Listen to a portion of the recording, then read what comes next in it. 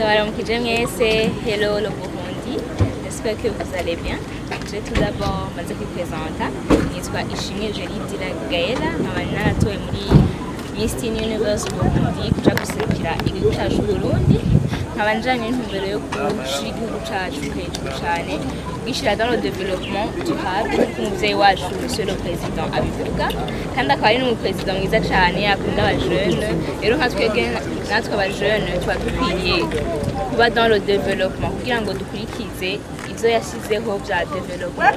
Rero je nkaba njanywe no kugenda gushira igihugu cacu hejuru cane muri competition ya Miss Universe, ikaba ari competition ikomeye cane, iri très vaste mu bintu vya media, television et tout et tout. Urashobora kutubwira muri rusange Miss Universe izobera hehe, irimo ibihugu bingana gute? Miss Universe competition izobera muri South Africa, muri Kimberley, Cape Town, yego. Ni ibihugu 39. Tuvuga ati ihiganwa Miss Universe ngiye guserukiramo Burundi rizobora bari ririmo ibihugu bingana. Sivyo ngira ko nyane turabwira subiramo ati ihiganwa Miss Universe ni ihiganwa rikomeye ku isi kandi rizwi, rihurikiyemo ibihugu bingana kuno ku isi. Rero nka jewe nk'umurundi kazi birangiye ko nanzogitaba zokora ibishoboka byose Burundi bwanje bumenye. Ihiganwa Miss Teen Universe ni ihiganwa rikomeye cyane, riri très international, riri très médiatisé, très télévisé. Rero jewe nkanje nk'umurundi ngiye guserukira igihugu cacu mu bihugu 39, zokompeta n'ibihugu 39. Rero jewe njanywe no gushira igihugu cacu hejuru cane muri iyo competition. Twebwe abarundi tugiye guserukira twiteguye Le développement durable.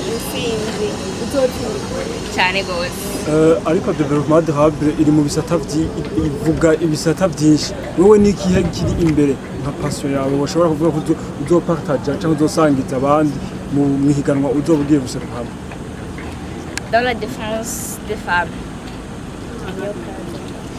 Projet yanje ni la lutte contre les violences à l'égard des femmes et des filles. Nkeneye gufasha les femmes et les filles dans leur autonomisation. Ikaba ari nayo projet itumye ngenda muri iyi competition ya Miss Universe 2024. Miss Universe izomara igihe kingana gute? Competition izotangura le premier, ikazohera le 10 Novembre. kubera iki muyumviriye kuvuga kuharanira agateka k'abakenyezi? Iyo agateka k'abakenyezi kadaharaniwe icyo byonona mu gihugu. Biravyonona cyane kuko abakenyezi turafise amatano atandukanye. Abakenyezi usanga bafise amatano atandukanye mugabo badafise aho bashobora kuyadevelopa. Rero mu gihe umugore ari afise ressource financière y'umugabo we gusa, umugabo we waramumaltreta. Rero turashaka kubafasha muri autonomisation yabo kugira bashobore kuronka ikintu bakora, ntibaze babe enfermé muri mu ma ressources financières, babe leur propre ressources financières. Reka tukipuriza amahirwe yo gutahukana ku gashimwe, ariko inyuma yaho twashaka kubaza imbono y'u Burundi twifashe mu 2040 n'u Burundi buteye imbere mu 2060, niyahe imigambi mutegekanya gukora kugira ngo ako gateka k'abakenyezi gaharanirwe bikwiye? Ndateganya gukora la sensibilisation tout d'abord. Après la sensibilisation, je vais aider les femmes à l'autonomisation. Je vais trouver un centre où elles pourront faire développer leur talent. Abaniga kuri King's School. Urashaka gutangura ati jewe naka ni kunuku niga kuri King's School mu tangura wivuga kandi y'imyaka isi. Jewe Ishimwe Jeridira Gaëla, Miss Teen Universe Burundi. Nkafise imyaka 16, nkaba niga muri business, filière ya business kuri King's School. Bazibata kene mwibagiye kubaza hari cyo twibagiye. Reka gira kanyuma. Wowe waragiye mu mahiganwa. Tugiye tuzi ko ade bakobwa babitinya kuja mu bintu by'abamisi, abavyeyi batabashigikira. Niko basaba abakobwa, niko basaba n'abamisi. N'abashaka kuba abamisi.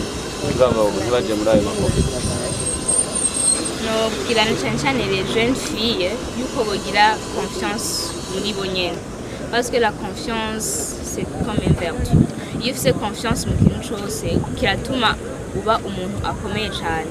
La confiance c'est quelque chose qui va charaje muri twebwe turakidevelopa muri twebwe kuko ndishobora gupermettre que la peur ija hejuru ya twebwe tutegereza kudevelopa confiance muri twebwe. Par exemple jewe naradevelope confiance muri jewe ikaba ari nayo yangejeje ngaha ntibagiye n'Imana. Abavyeyi hariho ababonaho umwana yari ko yitoza mu mahiganwa y'indaya bifata nko gutinyira abo kibaza nkuko mubabwiriye nabwiye ko boreka abana babo bakadevelopa ingabire zabo. Hari igihe usanga umuvyeyi akabona ingabire umwana wiwe aba afise ariko mu gihe umuvyeyi ari très observant akabona neza yuko umwana wiwe afise ingabire nuvuga yuko atomwafirama akamubwira ati kora icyo ushaka kora ingabire yawe nk'uko nka jewe abavyeyi banje baranshigikiye muri byose cyane même si ndiga ndi mu mineur baranshigikiye nkungiye muri South Africa guserukira Uburundi nkikiri mu mineur. C'est une bonne exemple ku bandi ba jeune fille ndetse no ku bandi bavyeyi bashobora kubona yuko abana babo bafise amatara kandi ategerezwa kuba developer kugira tuje muri ya développement durable. Merci. Et le développement durable. Quel est le projet qui a fait à ce que vous soyez choisi pour représenter le Burundi? La lutte contre les violences à l'égard des femmes et des filles. Je veux aider les femmes dans leur autonomisation. Parce que quand un mari voit que c'est leur ressource, c'est le seul ressource financière de sa femme, le mari commence à maltraiter la femme. Mais quand la femme a une ressource financière vraiment vaste, le mari va le respecter. Ils vont se respecter mutuellement. Et je veux aussi éviter les violences qui se font aux jeunes filles, comme le viol, tout et tout. Vous avez tout à l'heure dit que vous allez faire la compétition avec d'autres filles provenant d'autres 9 pays. Comment est-ce que vous vous êtes préparé pour atteindre votre objectif?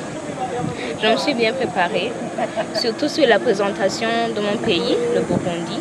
Je me suis bien préparée parce qu'on va faire, dans la compétition, on va faire une compétition de costume national.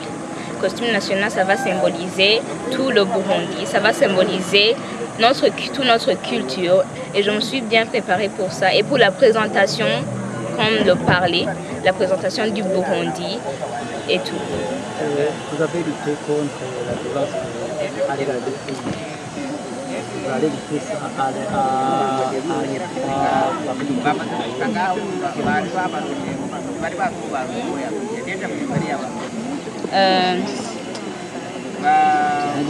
avec des associations que je vais avoir des partenaires avec et avec moi-même que j'ai commencé à sensibiliser les personnes et tout le monde.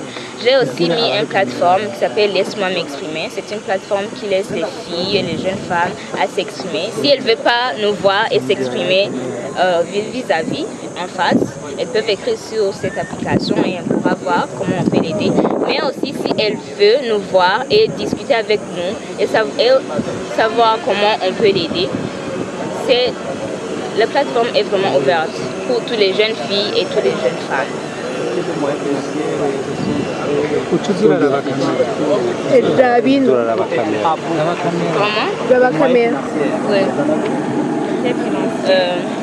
Comment? Oui.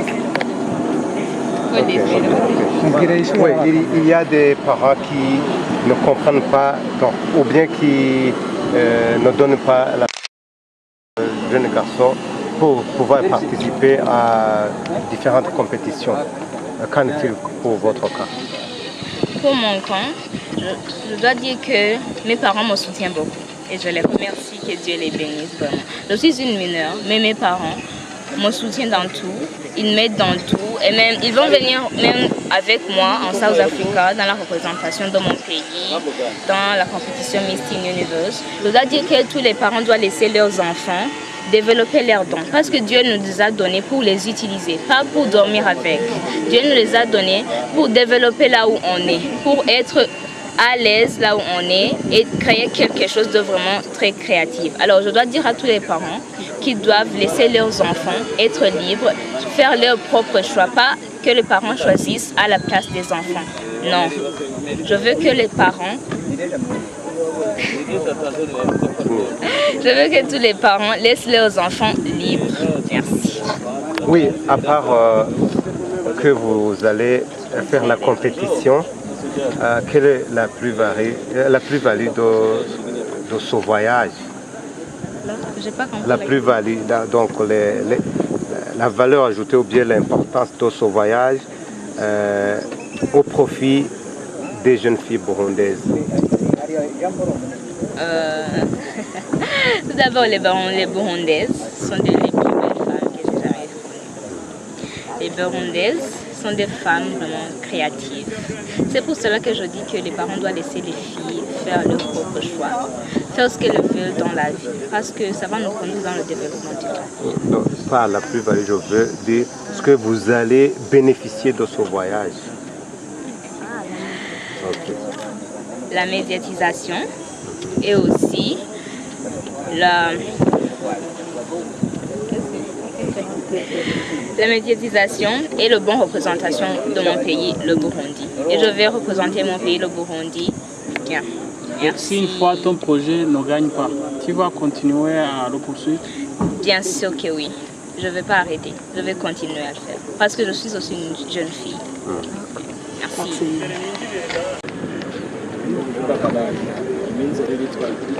Okay.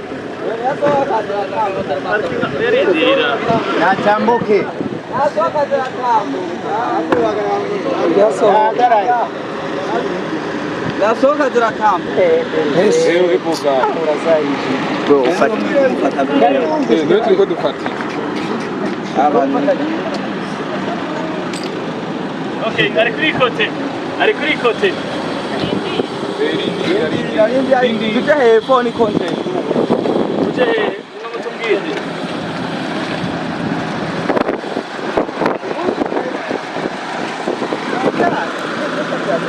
Janhe, nitwobukira ajya kuri entrée.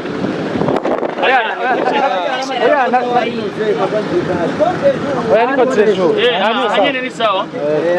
Navyo sawa.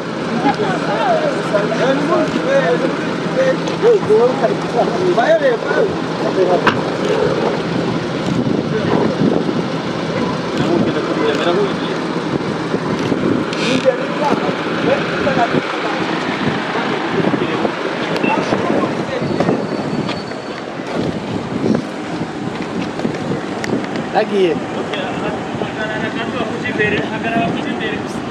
Stop, gato. Yete tuchini area hapo mbele. Reka dushike imbere hariya. Ingo tuje imbere rwose. Oyo. Jo, ingo tuje imbere rwose. Ibonekana. Ashako shiwe mukseha. Ndabona arashimye muri kamera biraboneka. Ntaco. Genda kuyingo rero. Kurikira abajournaliste. Buke tu mu minsi tambuka. Tambuka utikora.